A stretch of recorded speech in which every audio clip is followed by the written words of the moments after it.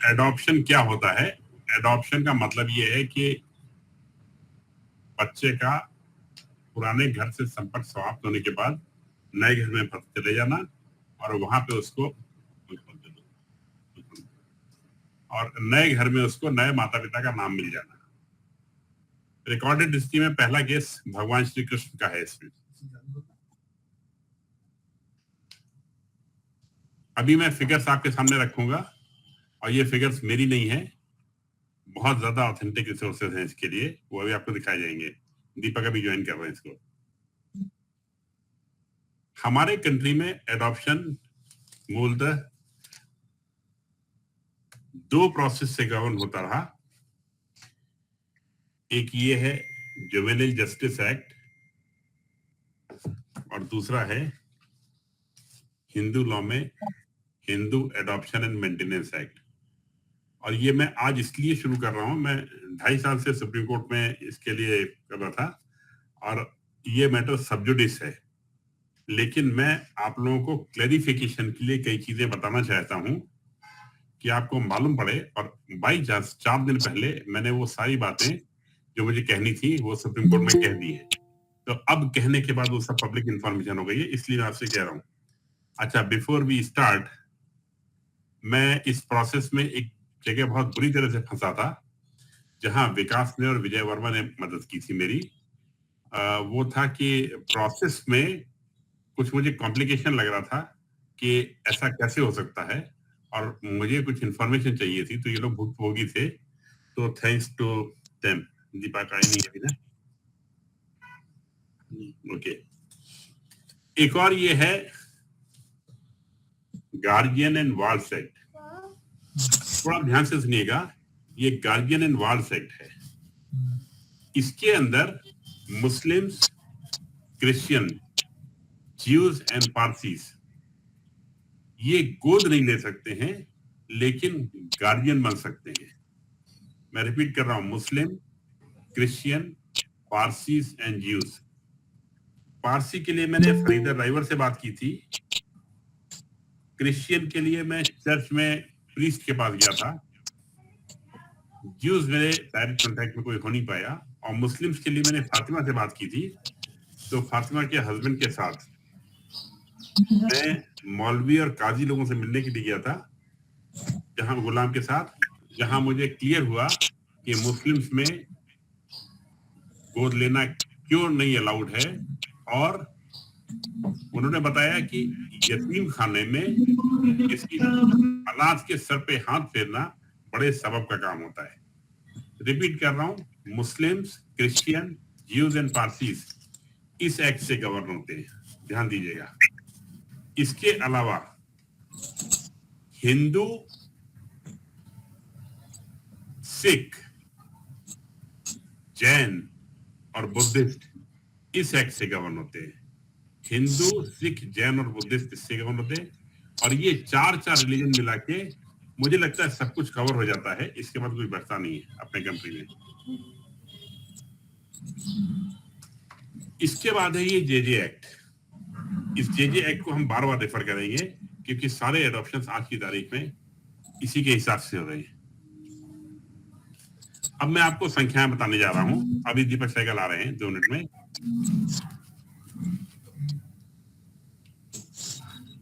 3.10 करोड़ भारत देश की जनसंख्या आज 140-41 करोड़ है। 140-41 करोड़ की जनसंख्या में 3.10 करोड़ 31 मिलियन ये संख्या है ऑर्फन्स की, और ये संख्या मेरी दी हुई नहीं है,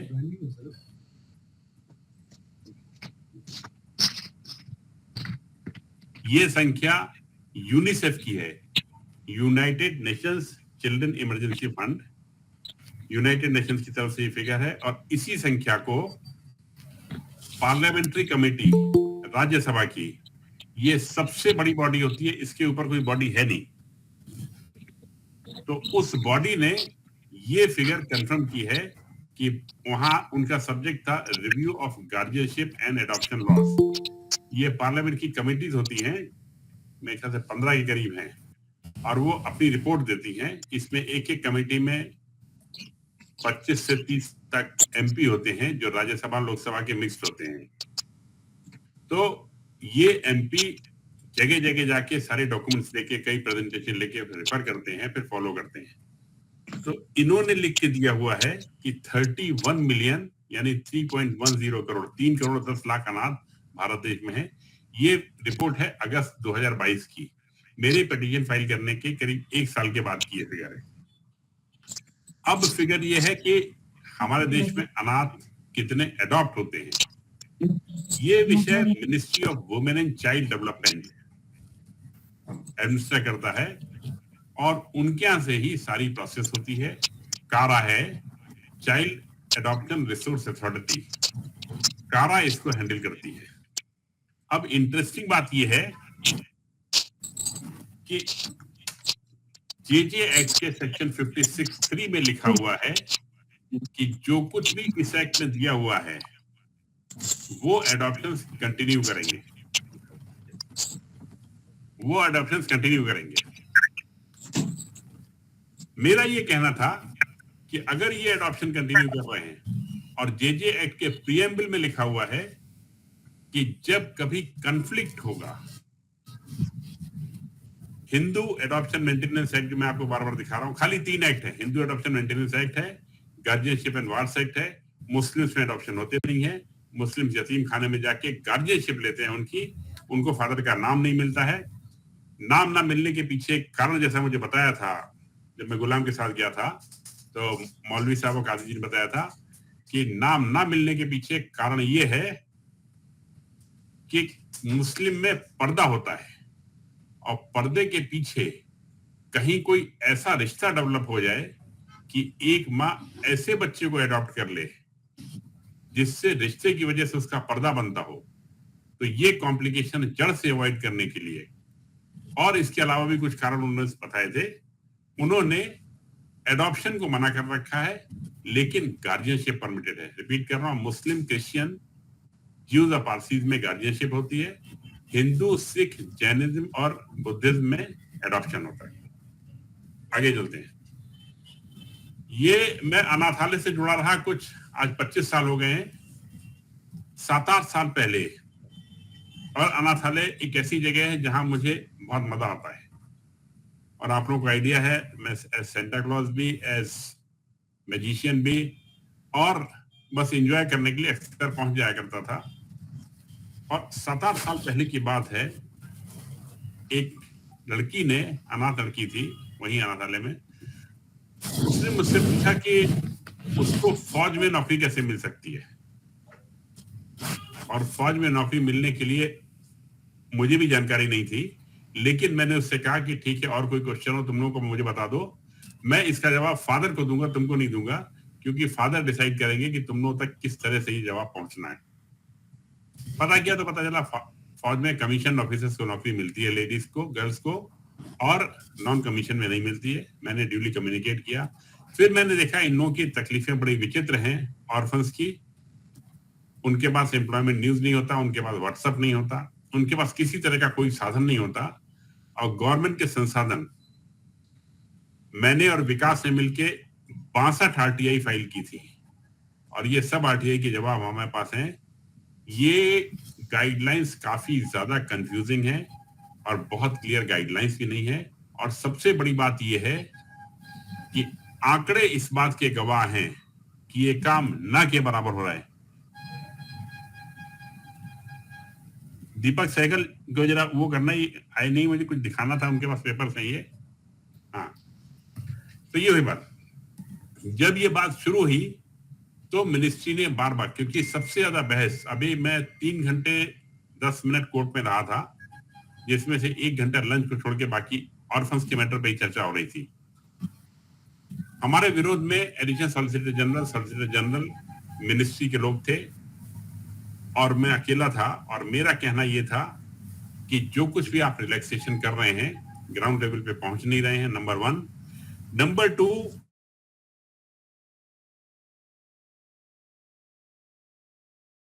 वो इसको फ्री करने की बात पे चर्चा करने जा रहे हैं, क्योंकि एएसजी और मिनिस्ट्री ने क्लियर कट कह दिया कि इसके अंदर के एडॉप्शंस फ्री हैं और कहीं भी हो सकते हैं, लेकिन कंट्री में हो नहीं रहे हैं, ये बहुत बड़ी बात है। फिर मैंने केसेस के बारे में बताना शुरू किया। एक मुझे केस पता चला था, चेंबूर का केस है। दो भाई, नाम इसलिए सही नहीं बता रहा हूं कि कोई पर्पज नहीं है बताने का सही नाम। एक बड़ा भाई राम है, एक छोटा भाई श्याम है। रियल केस है बिल्कुल। राम रिच है, श्याम पुअर है। राम के पास बच्चे नहीं है, श्याम के पास 3 बच्चे हैं। श्याम की वाइफ प्रेग्नेंट हो जाती है। उसके पास पैसे नहीं है, सिद्धांतों वाला लड़का है। वो भाई से कहता है, भाई बहू फैमिली में है, कहो तो तुम्हें दे दें। भाई तो बिल्कुल खुश हो जाता है और वो एक फलों की टोकरी भिजवाता है। श्याम टोकरी वापस कर देता है। राम का कहना था कि आज से बहू हमारी हुई, बच्चा हमारा है, हमें उसकी केयर करना है। श्याम ने कहा, बच्चा आपको मिलेगा टाइम पे, हॉस्पिटल का बिल पे कर दीजिएगा। 22,000 रुपए का बिल था। ये पूरा केस ऐसे ही वर्बेटिम मैंने सुप्रीम कोर्ट में पहली बहस में बताया था। ये भाई फूला नहीं समाता है और इंतजार करने लगता है। नियत समय पे डिलीवरी होती है। डिलीवरी के पहले का कन्वर्सेशन कुछ इस तरह का होता है। आपको मालूम है, टेलीफोन पे हम लोग कई बार पूरी बात नहीं कहते हैं और बड़े भाई ने छोटे भाई से कह दिया हम हॉस्पिटल का बिल पे कर देंगे, और छोटे ने कह दिया कि हमें सिवाय उसके 1 रुपया नहीं चाहिए। बाद में कहीं बातचीत में आ गया कि 22,000 रुपए का खर्चा हो रहा है। ये सब बातें किसी दुश्मन ने रिकॉर्ड कर ली, और रिकॉर्ड करने के बाद बच्चा आने के सारे सेलिब्रेशन के बाद 15-20 दिन के बाद एक केस हो जाता है कि ये बच्चा बेचा गया है। मैं आपको देश की हालत बता रहा हूं कहां। और मुझसे ये लोग ये कह रहे थे, गवर्नमेंट वाले, कि मैं एक्टिव सोशल वर्कर हूं। इस केस में उनके पास डायरेक्ट एविडेंस है, मैं उसको पनिशमेंट क्यों नहीं दिला देता हूं। एक ये केस था। एक और केस था जो मैंने सुप्रीम कोर्ट में पहली हियरिंग में कोर्ट किया था। ये अंधेरी का केस है। Wife 32 years, husband 34 years. IIT IIM package कुछ 47 लाख का था। नो इश्यूज, एडॉप्शन अप्लाई किया। सोशल वर्कर जाता है उनके यहाँ। This is about eventuality certificate. जिनको इसके बारे में मालूम है वो समझ लेंगे। इवेंचुअलिटी सर्टिफिकेट क्या होता है ये बता रहा हूं आपको। सोशल वर्कर के पास इन्होंने ड्यू प्रोसेस में अप्लाई किया। कारा में अप्लाई किया। सोशल वर्कर इनके घर पे गया और सोशल वर्कर जो इंस्पेक्शन करता है उसमें उसने सब देखा कि घर की मेंटेनेंस बहुत बढ़िया है। बैंक डिपॉजिट्स, प्रॉपर्टी डिटेल्स, सब कुछ देखने के बाद जब लेडी को लगा कि सोशल वर्कर सेटिस्फाइड है तो उसने कहा कि भाई साहब चाय बना दो क्या। और सोशल वर्कर ने कहा कि मैडम बाकी सब तो ठीक है, लेकिन मुझे एक तकलीफ आ रही है कि अगर आपको कुछ हो गया तो मेरे बच्चे का क्या होगा। And the lady was shocked. और एक बात और मैंने कोर्ट में कही थी, unless and until you empathize with the pain of an infertile mother, you will neither be able to appreciate the problem nor solve it. इसका मतलब यह है कि आज हम और आप जब इस बात की चर्चा कर रहे हैं तो हमको अपने भारतीय कल्चर में इस बात का अंदाजा होना चाहिए कि जब शादी होती है तो 6 महीने बाद, 1 साल बाद, 1.5 साल बाद, 2 साल बाद जब चाची और भाभी पूछना शुरू करती हैं गुड न्यूज क्या है, गुड न्यूज कब आ रही है, ये धीरे धीरे वक्त के आगे बढ़ने के साथ ये शब्द बोझ बनने लगते हैं। और कोई भी कारण हो इनफर्टिलिटी का, मैं कारण पे नहीं जाता, मैं परिस्थितियां आपको बता रहा हूं कि ये दर्दनाक परिस्थितियां होती हैं। और उस परिस्थिति में उस महिला को ये सोशल वर्कर देवदूत नजर आ रहा है और सोशल वर्कर उससे कहता है मैडम अगर आपको कुछ हो गया तो मेरे बच्चे का क्या होगा। मैडम कहती है कि मेरा सब कुछ ठीक ठाक है, अभी पिछले महीने मेडिकल चेकअप कराया था, कुछ भी प्रॉब्लम नहीं है। सोशल वर्कर इंसिस्ट करता है। इंसिस्ट करने के बाद लेडी कह देती है मेरा 50 लाख का इंश्योरेंस है। सोशल वर्कर कहता है कि नहीं, इतना तो सफिशिएंट नहीं है, मेरे बच्चे का क्या होगा। ये सब रियल केसेस हैं ये, और एक नहीं काफी ज्यादा हैं ये, रादर मैंडेटरी थे। उसके बाद लेडी कहती है मेरे हस्बैंड संभाल लेंगे। बात यहाँ पे खत्म नहीं हो जाती है। सोशल वर्कर 10-20 सेकंड का पॉज लेता है और फिर कहता है मैडम अगर आपके हस्बैंड को भी कुछ हो गया तो क्या होगा। मुझे आज भी समझ में नहीं आता कि वो कह कैसे पाया था ये बात भारतीय कल्चर के हिसाब से, लेकिन वो ये कहता है और आप लोगों को बताने का उद्देश्य ये है कि आप लोगों को मालूम होना चाहिए कि समाज के ये लोग किस दर्द के साथ जी रहे हैं और बच्चा मिलता कैसे है, और कानून क्या कहता है ये भी आज चर्चा का मुद्दा है, और आप क्या कर सकते हैं ये भी एक चर्चा का मुद्दा है। वो लेडी बिल्कुल हतप्रभ रह जाती है, उसकी समझ में नहीं आता क्या जवाब दे। अल्टीमेटली उसको ये लगता है कि अगर ये देवदूत चला गया तो बच्चे का ये मौका भी चला जाएगा। वो कहती है भाई साहब आप ही बता दीजिए हमें क्या करना है, और तब बात शुरू होती है इवेंचुअलिटी सर्टिफिकेट की। और इवेंचुअलिटी सर्टिफिकेट उस कपल को किसी दूसरे रिलेटिव कपल से लिखा के देना पड़ता है, बहनोई हो या भाई भाभी हो, कि अगर इन दोनों को कुछ हो गया तो उनके बच्चे का क्या होगा, उन बच्चे को वो लोग संभाल लेंगे।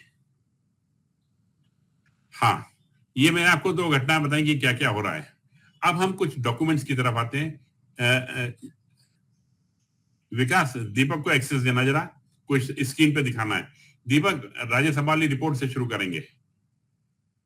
दीपक साइकिल यहाँ पे हैं? दीपक शेयर करो। हाँ जी, मेरे को अभी एक्सेस नहीं है। क्यों एक्सेस? हाँ, एक्सेस आ गया, तुम्हारा चेहरा तो आ गया। मेरा चेहरा तो है, अभी मैं वो कोशिश कर रहा था एक्सेस के लिए। ये डॉक्यूमेंट देखना जरूरी है आपको, क्योंकि आपको मालूम होना चाहिए कि कानून क्या है। पहला वाला कौन सा दिखाना है? हमा नहीं, पहले ये दिखाओ, ये Rajya Sabha report. Rajya Sabha report, 1 minute. Rajya Sabha parliamentary committee highest institution है, और अगर कोई कहे कि मैंने हियर से बातों पे रिलाई करके ये डाटा लिया हुआ है, वो गलत है। मैं आपके सामने रिकॉर्ड रख रहा हूं सब। 1 मिनट। हाँ ठीक है।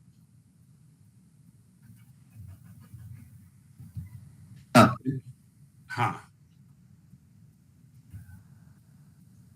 एक सवाल और आया था कि बच्चों का दुरुपयोग होता है, ये भी लॉर्डशिप ने मुझसे पूछा था।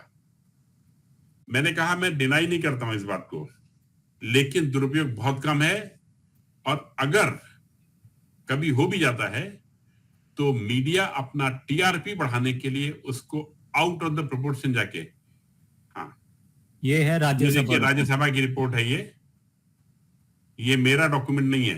पहला दूसरा पेज आगे देखते जाइए, ये सांसदों के नाम है, एमपीज के नाम होते हैं। ये यहाँ शुरू होता है राज्यसभा, लोकसभा और ये सेक्रेटेरिएट। हाँ, ये सेक्रेटरी, जिसमें सेक्रेटरी बस यहाँ यही पे है ना दीपक? हाँ जी। इंट्रोडक्शन पे रोको आगे जी। दीपक मैं पढ़ नहीं पाऊंगा, वहीं रोकना। चेयरमैन ऑफ द ये, अरे नहीं भाई, नंबर कहाँ पे है? 31 मिलियन। 31 million, 1 minute.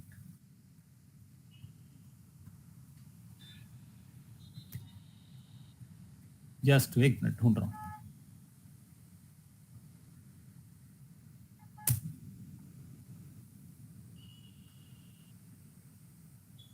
एक minute, 31 million, 1 minute.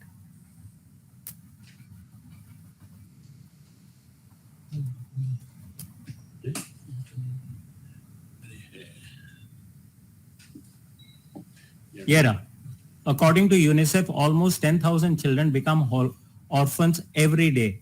There are about 140 million orphans in the world. The 220 Orphan Report Humanitarian Social Research Center places the figure for India at 31 million. ये मैं आपको इसलिए बताना चाह रहा था कि यू शुड नो कि ये मेरी फिगर्स नहीं है, ये आंकड़े।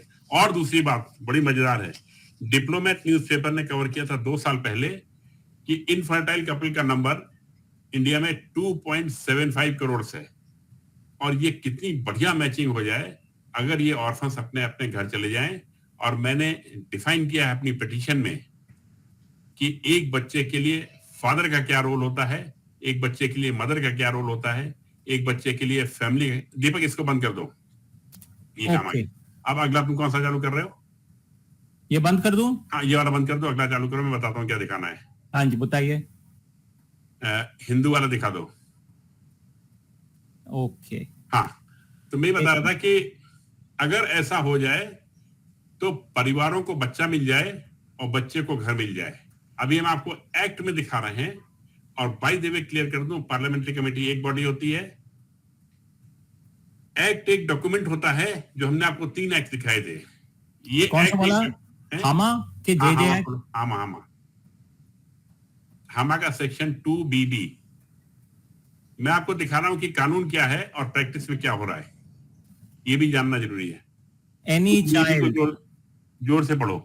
any child, legitimate or illegitimate, who has been abandoned both by his father and mother, or whose parentage is not known, and who is either case is brought up as a Hindu, Buddhist, Jain or Sikh. हाँ, ठीक है, उसको adopt किया जा सकता है। यही मैंने ऐसे कैसा कोर्ट में बताया था वहां पे। नहीं, उसी को खोल के रखो 2BB को। हाँ जी, हाँ जी, ये है Hindu adoption and maintenance act 1956। हाँ, मैं जस्ट सबको दिखा रहा था। हाँ, नहीं ठीक है, ये बिल्कुल सही दिखा रहे हो। ये चैप्टर कानूनी है। 1 ऑफ पार्लियामेंट्री है। ये है application of act, this act applies blah blah blah blah blah, और ये है मेन चीज इसके अंदर 2BB। अब इसमें 2BB में एक दो खास चीजें और हैं। इसमें ये जरूरी नहीं है कि वो बर्थ के टाइम पे हिंदू हो। मैं रिपीट कर रहा हूं, बर्थ के टाइम पे वो any Muslim, person Christian, who is any converted person, or right? reconverted to Hindu, Buddhist, Jain or Sikh religion. इतना वाइड स्कोप पार्लियामेंट ने दिया हुआ है। और ये कहां पे अटकता है ये भी बता रहा हूं आपको। ये अटकता है मिनिस्ट्री ने। और कैसे, इसीलिए PIL फाइल की हुई है। अगर कोई नागरिक मिनिस्ट्री के या गवर्नमेंट के किसी काम से असंतुष्ट है तो उसके लिए ये रिट की रेमेडी अवेलेबल है। मैंडेमस की रिट कहलाती है ये, जिसमें कोर्ट डिसाइड करती है। और इंडिया में ये पावर सुप्रीम कोर्ट और हाई कोर्ट के पास है। इस बार मैं सुप्रीम कोर्ट गया था, पिछली बार ट्रांसजेंडर्स के लिए मैं हाई कोर्ट गया था। रिपीट कर रहा हूं मैं, इसमें एक चीज और दी हुई है, जो बच्चा हिंदू घर में पाला गया हो, और साथ ही ड्यूरेशन नहीं दी हुई है। ड्यूरेशन का मतलब होता है कि 1 साल पाला गया हो, 5 साल पाला गया हो, ये नहीं लिखा हुआ है। अगर 1 दिन भी वो पाला गया हो, ये मेरा इंटरप्रिटेशन है, 1 दिन भी वो पाला गया है, तो फिर वो हिंदू एडॉप्शन मेंटेनेंस एक्ट में सिंपल टर्म्स में एडॉप्ट किया जा सकता है। दोनों में फर्क क्या है अब जरा बताता हूं। हिंदू एडॉप्शन मेंटेनेंस एक्ट जो हम आपको दिखा रहे थे, ये बहुत सिंपल है। इसमें दोनों हिंदू होना जरूरी है। कुछ कंडीशंस और हैं जो सब लोग फुलफिल करते हैं, जैसे हस्बैंड वाइफ की कंसेंट हो, इस तरह की चीजें। तो दोनों का हिंदू होना जरूरी है। दोनों एक डीड ऑफ एडॉप्शन तैयार करेंगे, सिंपल ड्राफ्ट होता है 2 पेज का। और इस डीड ऑफ एडॉप्शन के साथ वो कोर्ट में जाके रजिस्ट्री करा देंगे और बच्चा ट्रांसफर हो जाएगा। ये इतना सिंपल प्रोसीजर है हिंदू एडॉप्शन मेंटेनेंस एक्ट का। प्रॉब्लम कहां पे आ रही है मैं बताता हूं आपको।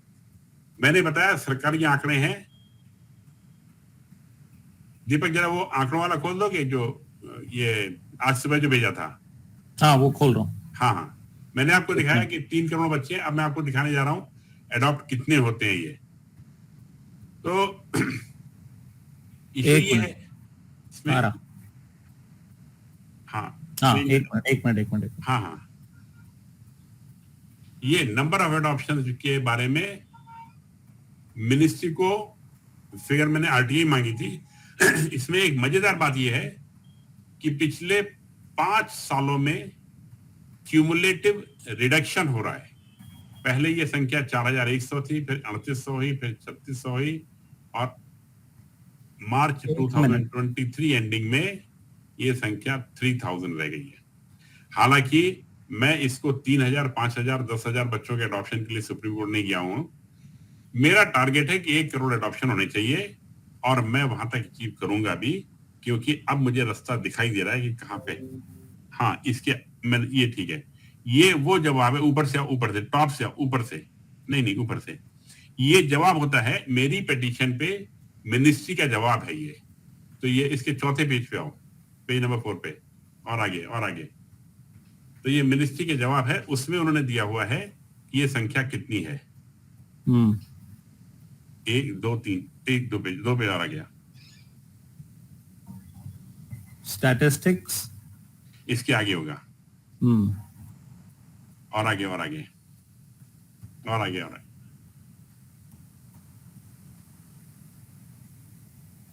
ये है year on year adoption statistics. हाँ, इसमें तुम ये पढ़ो दीपक, कहां से पढ़ोगे? ये है ईयर और वन नीचे से आओ। 2014, टोटल था 4,000 नहीं दीपक, 4,350। कॉलम 6 से आओ। कॉलम 6 से खाली टोटल पढ़ो। कॉलम 4027। 4027 अब है 2018-19। हाँ, इसके बाद वाला चारों पढ़ो। 2019-20 ये है number of adoptions, they have fallen to 3,745। 20-21 में 3,500, फिर 200 गिर गए। 21-22 में 3,405 और 22-23 में 3,154। ये जो है एक्चुअल फिगर जो मिनिस्ट्री हमको दे रही है।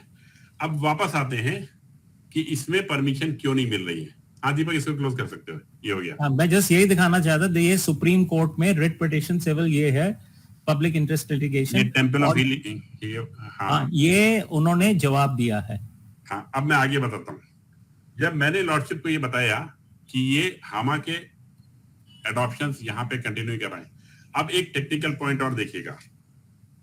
Ministry of women and child, कई बार आपने देखा होगा कि नई नई मिनिस्ट्री बन जाती है, carving out of new ministries, ऐसे आप समझ सकते हैं।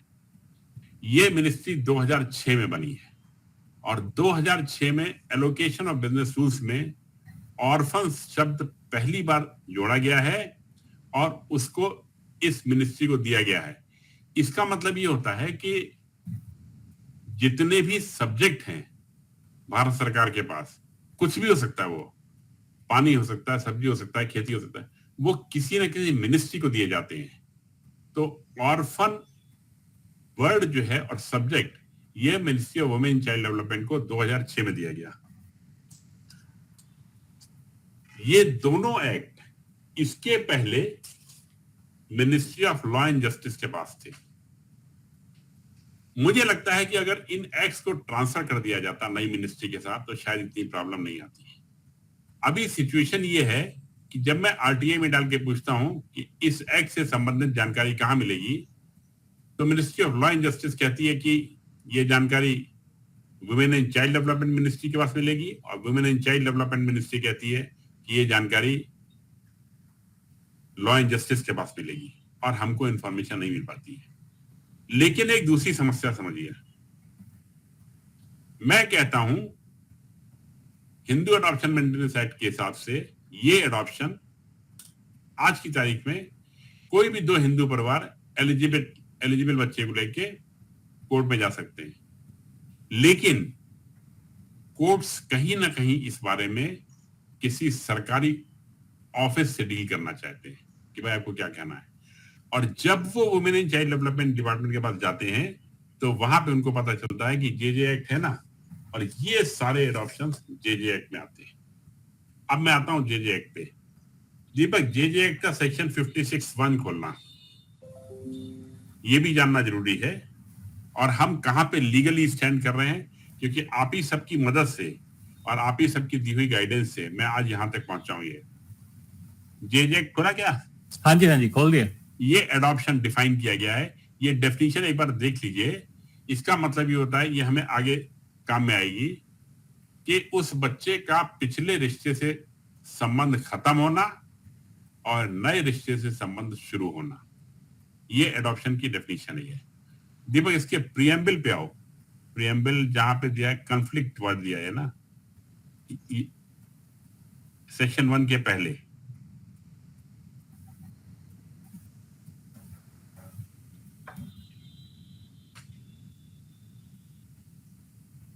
इसके आगे होगा, इसके आगे ये सब चैप्टर खत्म है, ये इंडेक्स है, ये इसके आगे होता है। हाँ जी, हाँ।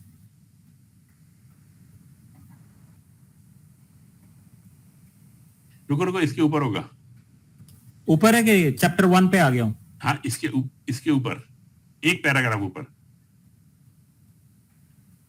As it is expected to एक मिनट। सबसे पहले क्या लिखा है? एन एक्ट के बाद क्या लिखा है?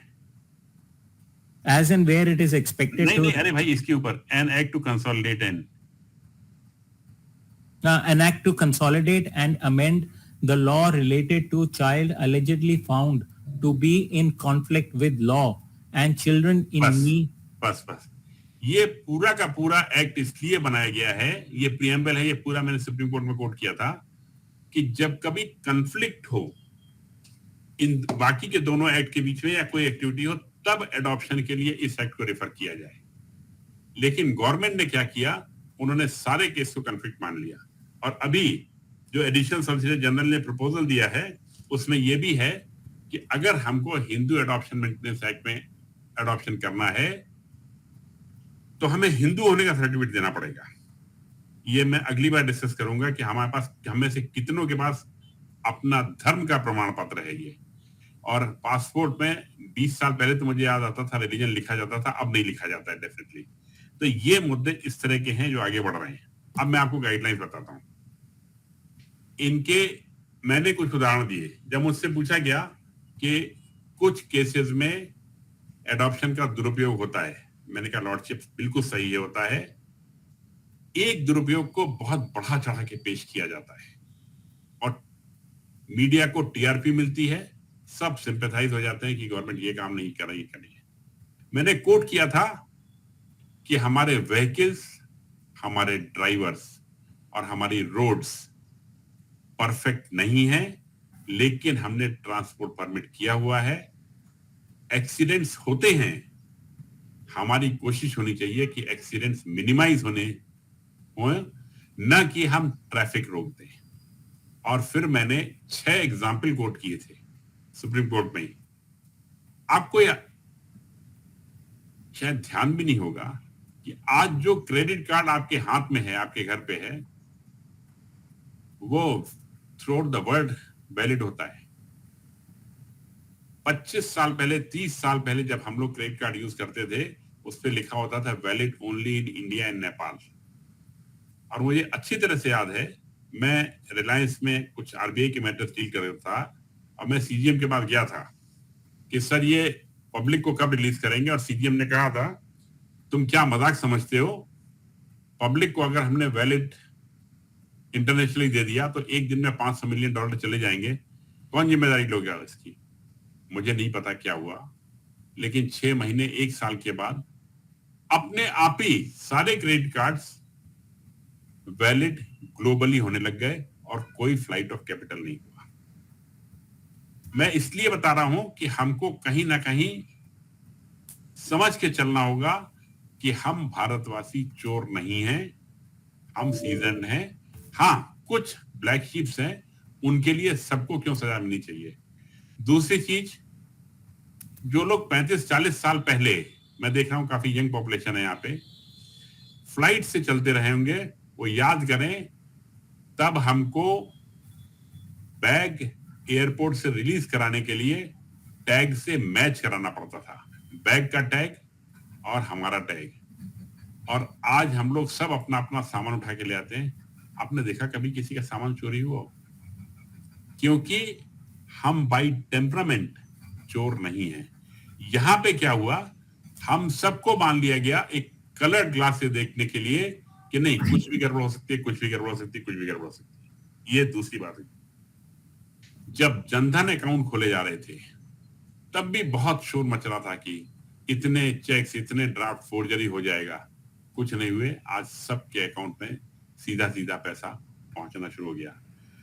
ट्रांसजेंडर्स में कई कमेटीज का मैं इन्वॉल्व हूं, मैं गवर्नमेंट के साथ। एक बार ट्रांसजेंडर्स के लिए 2018 में आया था कि हर ट्रांसजेंडर को एक कमेटी के सामने जाना होगा डिस्ट्रिक्ट लेवल पे, और मैंने बहुत विरोध किया था इसका। जो सर्टिफिकेट लेगी कि वो ट्रांसजेंडर है, फाइनली वो डिक्लेरेशन पे कर दिया और कोई भी प्रॉब्लम नहीं आ रही। और 30-35 साल पहले याद कीजिए, हमको सर्टिफिकेट्स की 2 कॉपी गजटेड ऑफिसर से सर्टिफाई करा के देनी होती थी। आज सब सेल्फ सर्टिफिकेशन हो गया है, चीजें कितनी आसान हो गई हैं। इस तरह की तमाम घटनाएं ये मैंने कोर्ट के संज्ञान में लाई हैं। और मेरा प्रयास ये है कि अब हम जो कह रहे हैं मेरा कहना है खाली इसको आप रिलीज कर दीजिए, और ये रिलीज करना एक्चुअली वो कहते हैं हमने कभी पकड़ा हुआ नहीं है इसको। और अब जो कोर्ट ने डायरेक्शन दिया है, जो ऑर्डर है 13 पेज का 4 दिन पहले का, उसमें उन्होंने कहा है, संख्याएं मांगी है कि अगर रोक टोक नहीं है तो फिर संख्याएं कहाँ है। संख्या मैं पहले भी मांग चुका हूँ, संख्याएं सरकार के पास नहीं थी, क्योंकि वुमेन एंड चाइल्ड डेवलपमेंट कहती है कि इस लॉ एंड जस्टिस के पास होंगी, और लॉ एंड जस्टिस कहते हैं कि ये उनके पास नहीं है। तो ये एक मुद्दा हुआ, अगर ये रिजॉल्व हो जाता है। इसके अलावा जो कंडीशंस उन्होंने बताई हुई हैं कि child study report, home study report, मैंने उनसे कहा है कि इन सब के कॉलम छोटे कीजिए। 70 कॉलम की इंफॉर्मेशन निकालने का कोई पर्पज नहीं कि कितने शेयर सर्टिफिकेट है, कितनी प्रॉपर्टी है, ये सब इररिलेवेंट है। मेरा कहना है कि आप मुझे एक भी पेरेंट दिखा दीजिए जो बच्चे को खाना खिलाए बगैर खुद खाने की हिम्मत रखता हो, और ये बात उन्होंने सुनी भी, लेकिन कंडीशंस एक एक करके बढ़ती चली जा रही। अब मैं एक मैटर और बताता हूं आपको। मेरी चर्चा हुई जो इंटर कंट्री एडॉप्शन है उनके बारे में, और मैंने कहा कि जो एनआरआई पीआईओज हैं उनको बच्चा लेने के लिए सरकार का कहना है उसमें हेग कन्वेंशन लगता है। जैसे किसी को मॉस्को से, ब्राजील से बच्चा लेके आना है, मैं मानता हूं उसमें हेग कन्वेंशन लगता है, मैं मना नहीं करता उसको, लेकिन जितने एनआरआई पीआईओज हैं, और आपकी वे संज्ञान में ऐसे लोग होंगे, एनआरआई पीआईओज जिनके पास ओसीआई है, पीआईओ मतलब person of Indian origin, NRI मतलब जो बाहर रह रहे हैं, पर्सन ऑफ इंडियन ओरिजिन के पास अक्सर ओसीआई कार्ड होता है, ओवरसीज सिटीजन ऑफ इंडिया, और भारत सरकार इनको बहुत सी एक्टिविटीज के लिए इनकरेज करती है। डुअल सिटीजनशिप नहीं है, वो वोट नहीं डाल सकते हैं, लेकिन करीब करीब बराबर के अधिकार होते हैं, वो प्रॉपर्टी खरीद सकते हैं, उनको वीसा नहीं चाहिए पड़ता, तमाम। मेरा कहना था उनको भी भारतीय नागरिक मान के उनके बच्चे को हिंदू एडॉप्शन मेंटेनेंस एक्ट में एडॉप्ट करने दीजिए। तो मिनिस्ट्री का जवाब ये था कि हम ऐसा नहीं करने दे सकते हैं क्योंकि उनपे हेग कन्वेंशन लगता है। मैं इंसिस्ट कर रहा था हेग कन्वेंशन कैसे लगेगा, मेरा कहना यह था कि नहीं लगेगा, और मैं अभी भी कह रहा हूं नहीं लगेगा। अब आप एक सिचुएशन देखिए, एडॉप्शन की डेफिनेशन दी हुई है कि बच्चे का पुराने घर से संबंध खत्म होकर नए घर में आ जाना, और जो हमारी कोर्ट की हियरिंग थी उसमें पार्शियल एग्रीमेंट लगा, क्योंकि फैसला भी आगे आएगा कि ठीक है हम बच्चे को यहाँ एडॉप्ट हमा के हिसाब से होने देते हैं, लेकिन यहां से बाहर ले जाने के लिए उसमें हेग कन्वेंशन लगेगा। हेग कन्वेंशन में चाइल्ड ट्रैफिकिंग को लेके इन्होंने बहुत सख्त कानून बनाए हुए हैं, मैं उनका सम्मान करता हूं, मुझे कोई इशू नहीं इसमें। मैं ये कह रहा हूं जहां जैसे कानून बने हुए हैं मेरे हिसाब से कहीं भी कोई प्रॉब्लम नहीं है इसमें। प्रॉब्लम कहां है? प्रॉब्लम रूल्स एंड रेगुलेशंस और प्रैक्टिस में है। मेरे हिसाब से जेजे एक्ट में, हिंदू लॉ में, जीडब्ल्यू में एक कॉमा फुल स्टॉप की भी कमी नहीं है। ये एक्ट अपने आप में हमारा पर्पस पूरी तरह से पूरा कर रहे हैं, हमें और कुछ चाहिए नहीं इससे। आगे बढ़ते हैं। अब मैंने बताया कि एक कपल है इंग्लैंड में, 20 साल से इंग्लैंड में रह रहे हैं, उम्र जो भी मान लीजिए आप 30-32 साल, वो अगर यहां एडॉप्ट कर लेते हैं तो सेक्शन 8 एडॉप्शन जहां पे दिया हुआ है उसके हिसाब से उस बच्चे के माता पिता वो हो गए, और चूंकि वो वहां पे सिटीजन है, by virtue of their being citizen, उनको अप्रोप्रिएट डॉक्यूमेंट्स इशू हो जाएंगे। इसमें प्रॉब्लम मुझे कहीं भी दिखाई नहीं दे रही है। तो ये मुझे अगला मुद्दा है जो अगली बहस 12 फरवरी को है, करना है। और इसमें मेरा निवेदन आप लोगों से है कि आप लोगों के पास कोई भी ऐसा केस हो, मुझे ग्राउंड रियलिटी पे जाके बात करनी होगी कि कहां पे प्रॉब्लम आती है और क्या सॉल्यूशन है, और हेग कन्वेंशन के क्या प्रोविजंस हैं। और मैं already ministry of external affairs को और इसको ministry of women child development को आरटीआई भेज रहा हूं कि मैं क्या गलत कह रहा हूं। और एक चीज, अगर वो कपल हिंदुस्तान आके नेचुरल वे में कंसीव करके एक बेबी ले जाते हैं तो उसके लिए भी तो वही डॉक्यूमेंट्स लगेंगे, उसमें हेग कन्वेंशन कहां से आता है, ये एक अगला मुद्दा है। तो इन्हीं सब मुद्दों के साथ एक और है, इनका कहना है legally free for adoption. Section 38 JJ act में दिया हुआ है कि 2 महीने में 2 साल का तक का बच्चा और 4 महीने में 2 साल से बड़ा बच्चा, इसको लीगली फ्री हो जाना चाहिए। एक्ट में कहीं ये नहीं दिया हुआ है कि उसके लिए एडवर्टीजमेंट देना है। ग्राउंड रियलिटी की बात कर रहा हूं आपसे। एक्ट ने टाइम तो दे दिया, एक्ट पार्लियामेंट बनाती है और उसके अंदर के रूल्स एंड रेगुलेशंस ये मिनिस्ट्री बनाती है। मिनिस्ट्री ने रूल्स एंड रेगुलेशंस में बना दिया कि उनको हम एडवर्टीजमेंट देंगे, नेशनल न्यूज़पेपर में देंगे और एक नेशनल में, एक वर्नाकुलर में, लोकल लैंग्वेज में। मैंने तमाम मीटिंग में पूछा, आप इतना एडवर्टीजमेंट देते हैं, कभी कोई रिस्पांस आता है क्या? उनका कहना था कि भाई रिस्पांस क्यों आएगा? अगर अनवेड मदर अपना बच्चा छोड़ के गई है, वो तो वापस पलट के झांकेगी भी नहीं उधर। ये फैक्ट है कि वो झांकती भी नहीं है, रिस्पांस नहीं आता है। मैंने पिटीशन में इसका सोल्यूशन भी दिया कि आप एडवर्टीजमेंट की प्रोसेस बंद कीजिए। और एडवर्टीजमेंट भी कैसा होता है, आप सुनेंगे तो दुख हो जाएगा आपको। जब क्लर्क पुट अप करता है कि अपने ऑफिसर को कि इसको एडवर्टीजमेंट देना है, तो ऑफिसर कहता है अरे कितने बच्चे हैं? अच्छा एक बच्चा है ना। अरे कहाँ 2000 रुपए भी खर्चा करोगे, 2-4 और बच्चे आ जाए साथ में, सस्ते में निबट जाएगा, सरकार का पैसा बच जाएगा। और यही मेरा इशू है कि बच्चों की उम्र बढ़ जाती है और जो कोर्ट ने संज्ञान लिया है, 5-5, 6-6 साल के बच्चे को लेने वाले भी नहीं होते। और किसी भी प्रोसेस में क्यों 3 साल का समय लगना चाहिए?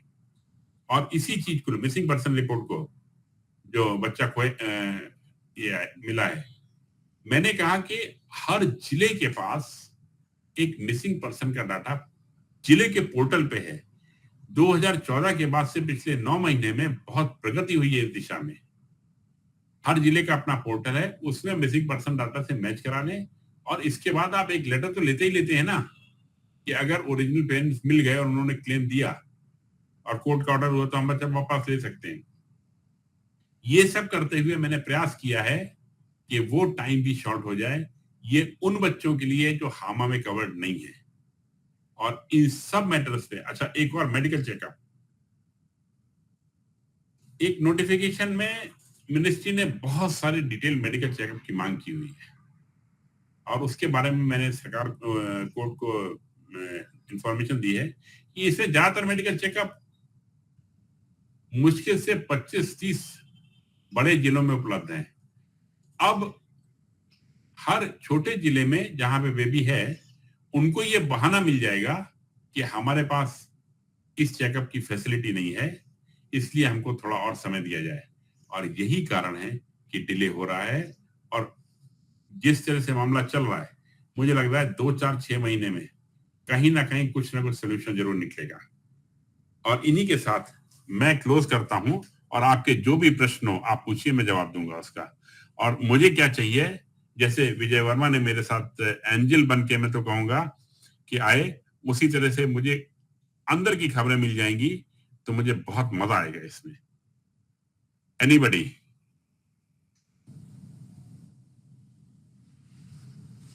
डॉक्टर शुरुआत मैं ही कर देता हूँ। हाँ बोले।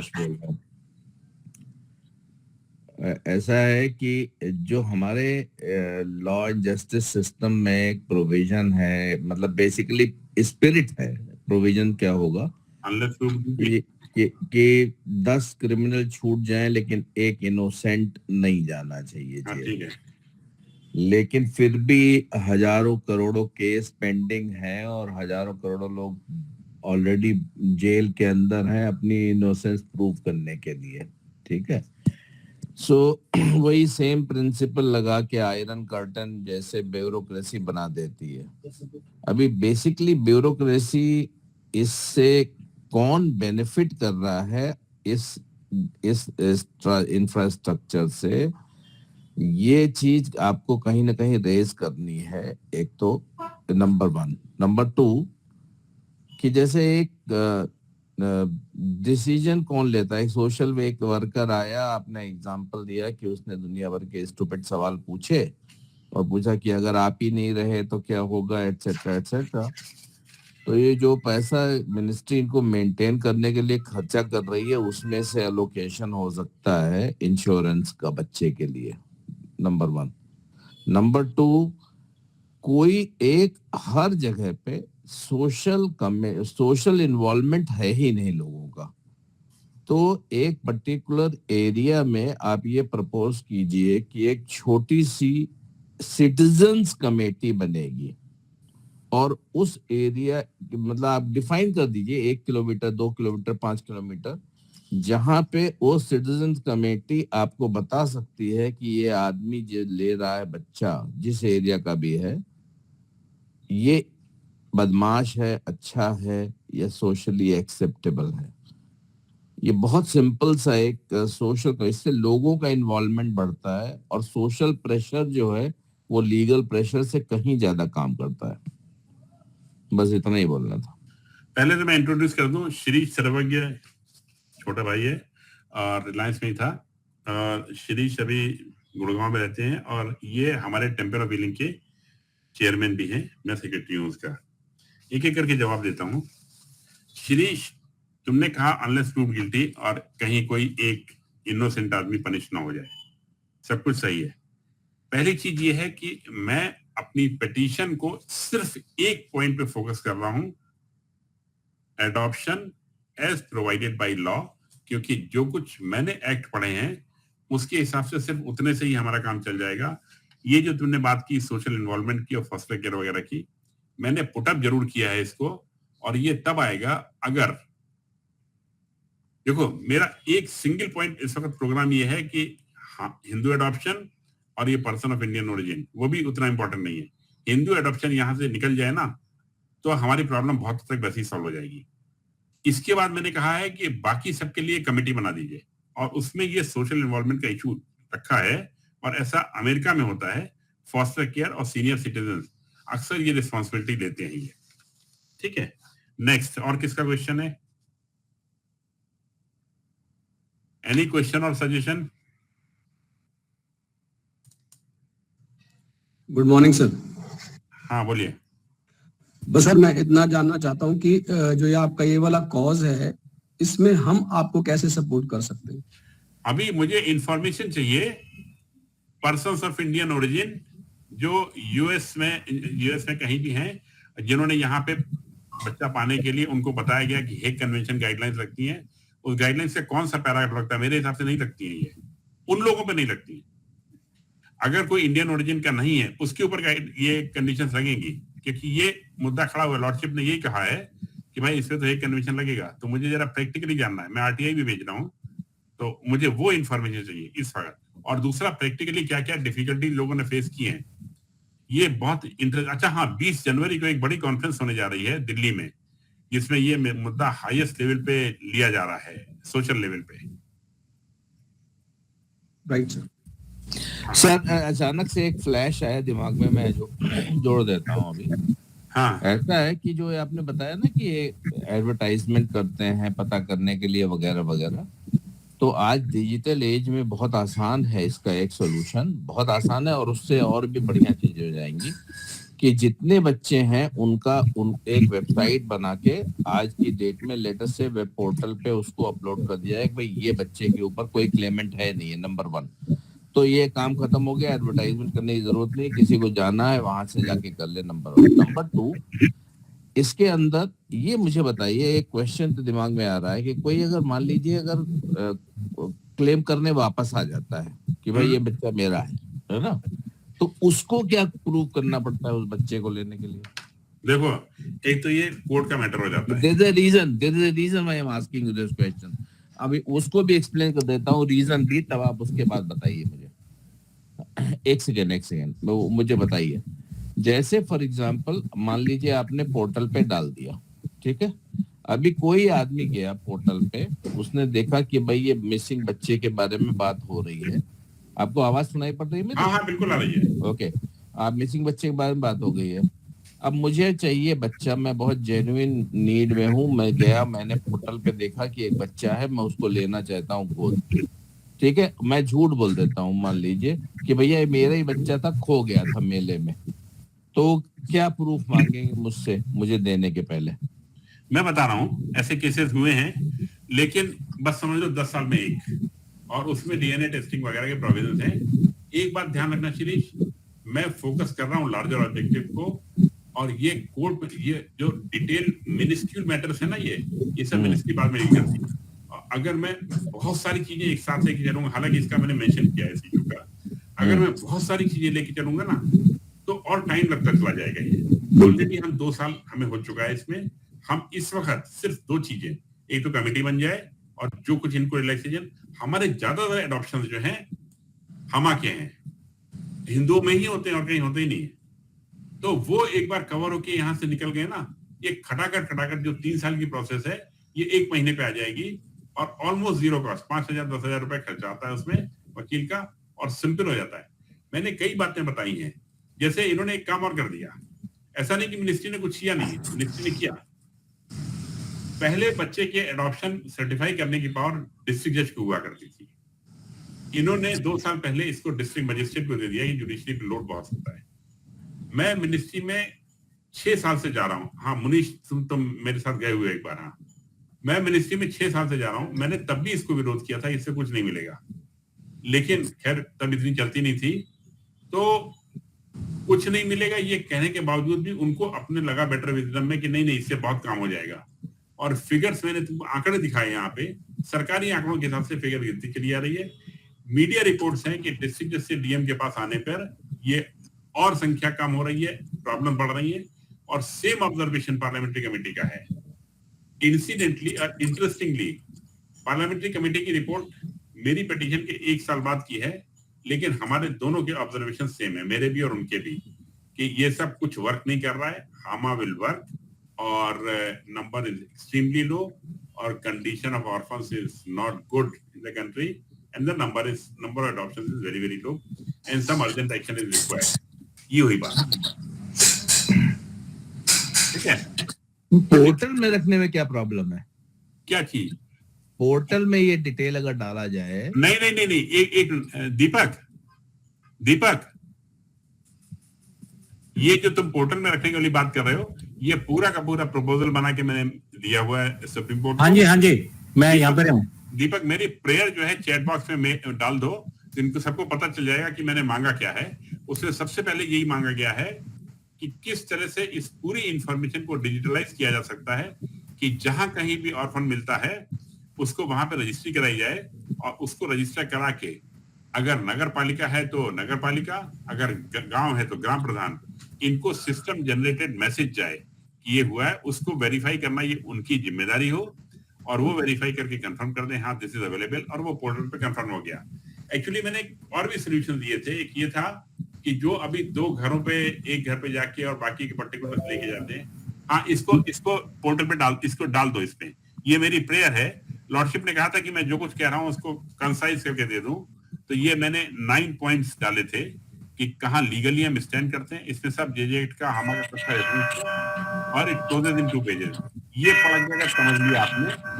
हाँ, एक चीज और, मैं मिनिस्ट्री में बार बार कह रहा हूँ कि भारत देश 140 करोड़ की पॉपुलेशन है, 3 करोड़ अनाथों के साथ it has become orphan capital of the world. तो इसको हम वहां से कन्वर्ट करके adoption capital of the world बना दें, ये हमारा टारगेट होना चाहिए। इसको हाँ मेरे ख्याल से डाल सकते हो ना चैट बॉक्स में पूरा। ये डॉक्यूमेंट नहीं जाएगा, चैट बॉक्स में लिख के जाएगा। अच्छा कोई बात नहीं, ग्रुप में चला जाएगा, वो भेज देंगे बाद में। ठीक है। तो जो तुम शीर्ष कह रहे हो वो ऑलरेडी है प्रोसेस में, और एक्सीलेंट।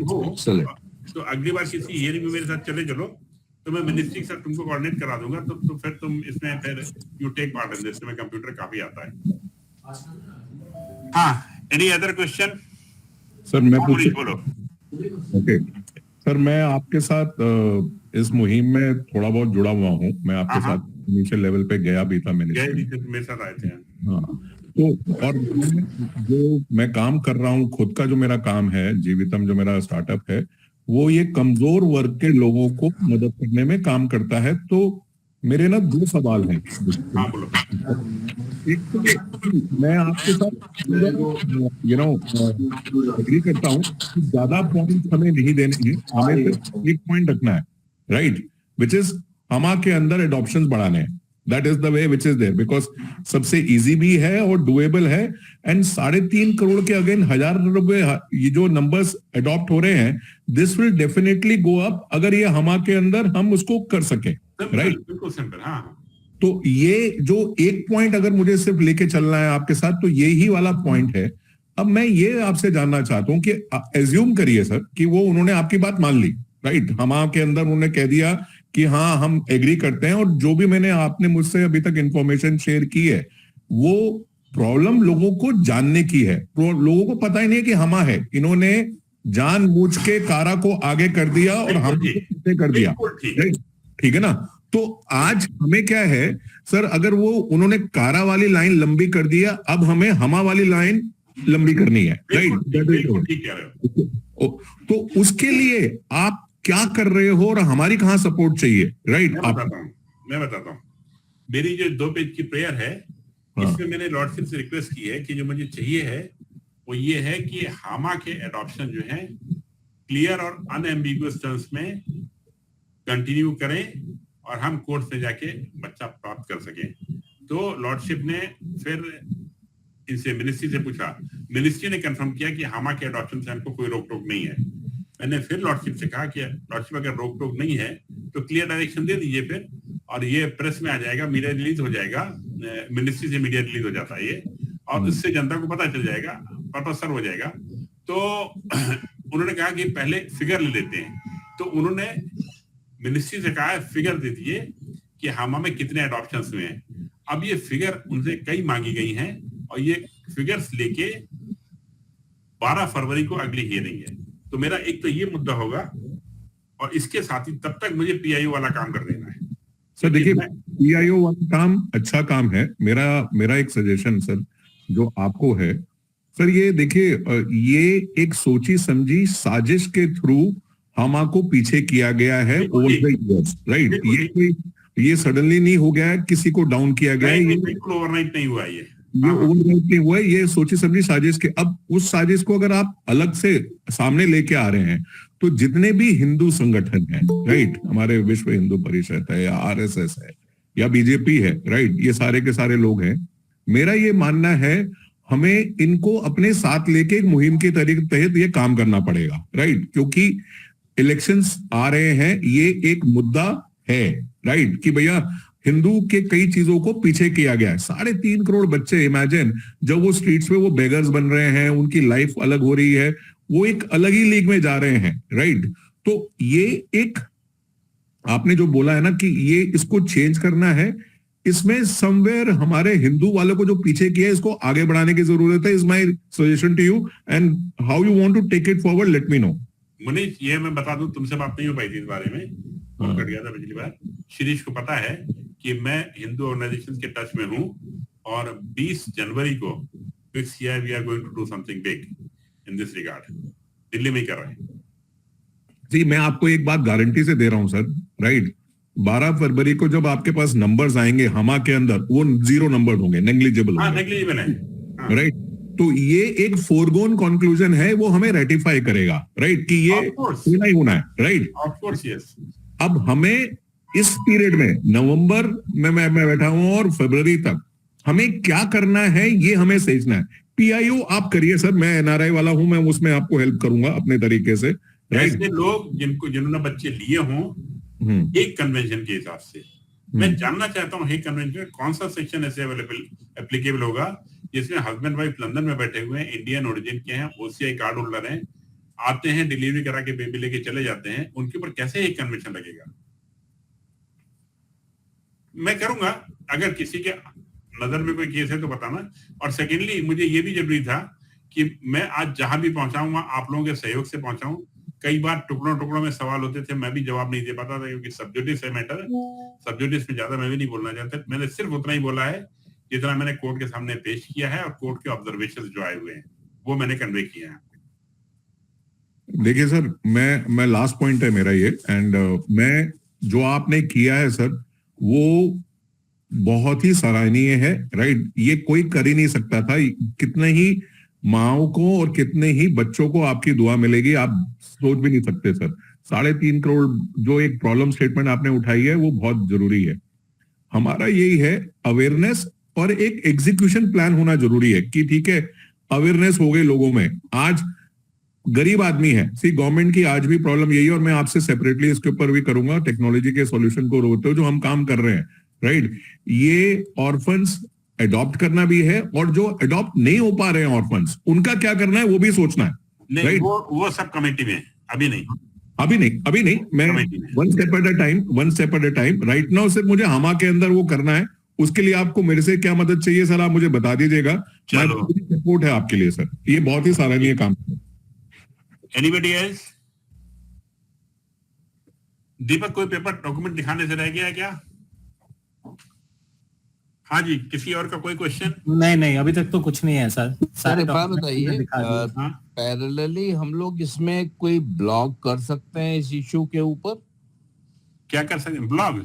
हाँ, मैं नहीं करूंगा, तुम लोग कर सकते हो। हम कर सकते हैं ना? हाँ, जो कर सकते हो बिल्कुल ठीक है। और मुझे दिखा भी सकते हो, और दिखाने के बाद मैं, हालांकि मुझे भी करने से किसी ने रोका हुआ नहीं है, लेकिन मैं किसी कंट्रोवर्सी को अवॉइड कर रहा हूँ जरा।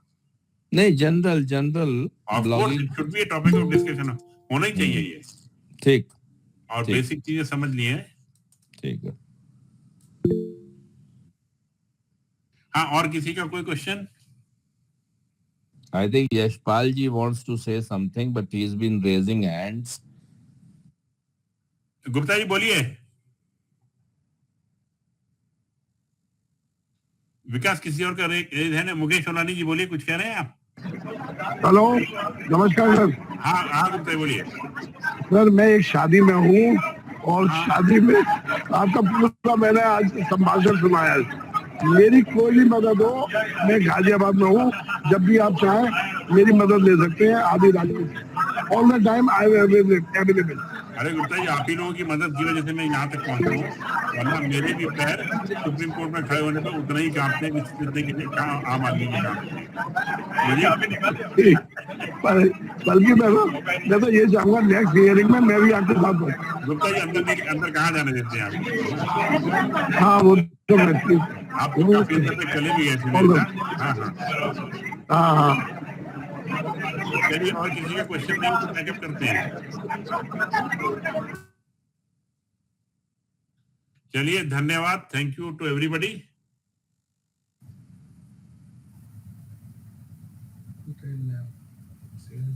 जी ट्रेन में अभी समोसे वाला आया वहां पे। चलिए sir, thank you so much, बहुत अच्छा लगा। और इसके ऊपर जो हम छोटा मोटा कंट्रीब्यूशन कर सकते हैं क्रिएटिंग अवेयरनेस करेंगे। शिरीष, तुम 20 तारीख वाला मुझे कंफर्म कर देना है। जी, मैं अगर हूँ दिल्ली में तो विदाउट फेल अब हूँ, बस। ठीक है। चलो, ओके। और सर मैं भी आऊंगा सर 20 जनवरी को। मैं बताऊंगा तुमको, तुम्हारा रोल भी बताऊंगा है। हाँ बिल्कुल, थैंक यू। चलो, ओके। बाय। थैंक यू जी, थैंक यू, बाय।